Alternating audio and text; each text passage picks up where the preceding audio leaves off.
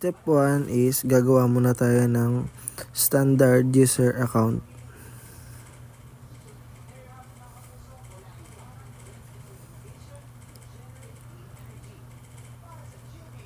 Yan. I don't have the person sign in information.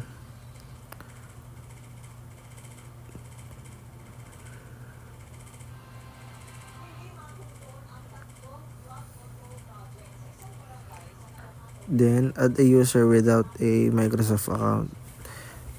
Then, dyan, lalagay lang natin kung ano yung name nung isa pang standard account. Then, yan, standard user account siya. Then, next is gagawa tayo ng folder. Tapos, sa loob ng folder, maglalagay tayo ng isang file.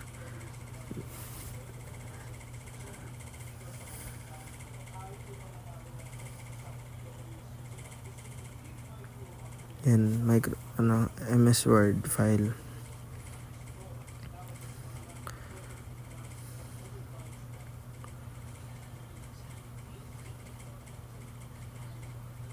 Then, isa-save natin siya dun sa folder na ginawa natin, which is yung test folder. Then, bibigyan natin ng access yung ginawa nating standard account kung ma-access niya yung folder.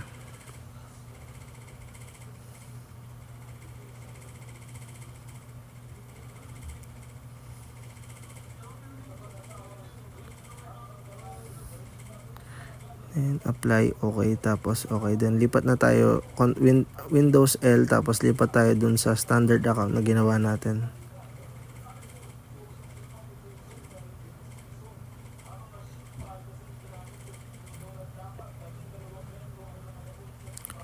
Medyo matagal lang siya kasi bago yung account na ginawa natin. Bale, may hello pa siya.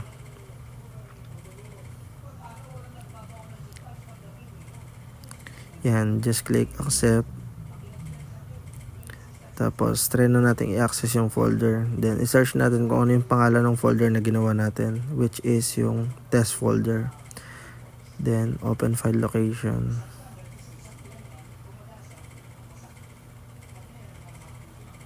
Yan, tapos i-drag natin siya para malabas natin yung folder dun sa mismong desktop. Then, try natin siyang i-access. Yan, no open naman. Since naka-read and execute siya, pwede natin siyang i-edit. Then,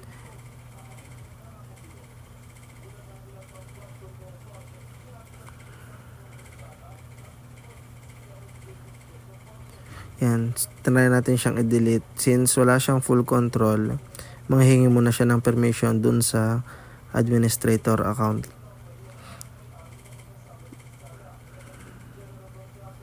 Then, Windows L, balik tayo dun sa admin account.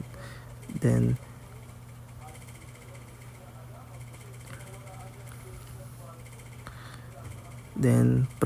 right click dun sa test folder, then properties, tapos security.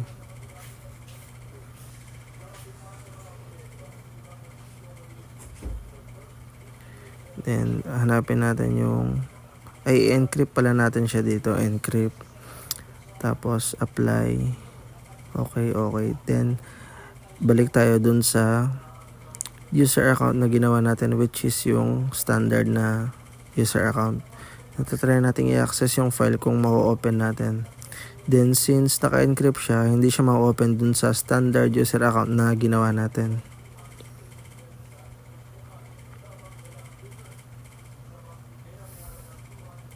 The next step is balik tayo dun sa admin account. Tapos, bibigyan natin ng control na access sa modify yung user account na ginawa natin.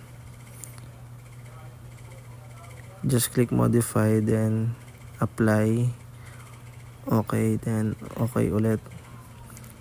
Tapos, next step is babalik tayo dun sa standard account na ginawa natin. Windows L, then sign in tayo dun sa isang account. Then, since wala pa rin talaga siyang access, try lang natin siyang i-delete kung ma-delete na siya. Yan, since may access na siya na modify, mamamodify niya yung file, which is yung pwede niyang i-delete yung mismong file.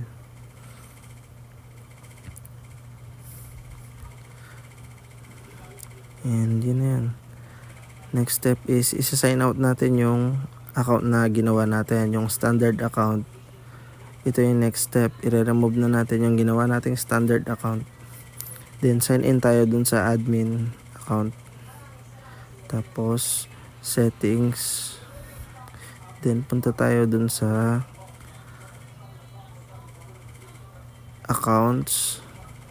And family and other users. Click natin tapos remove.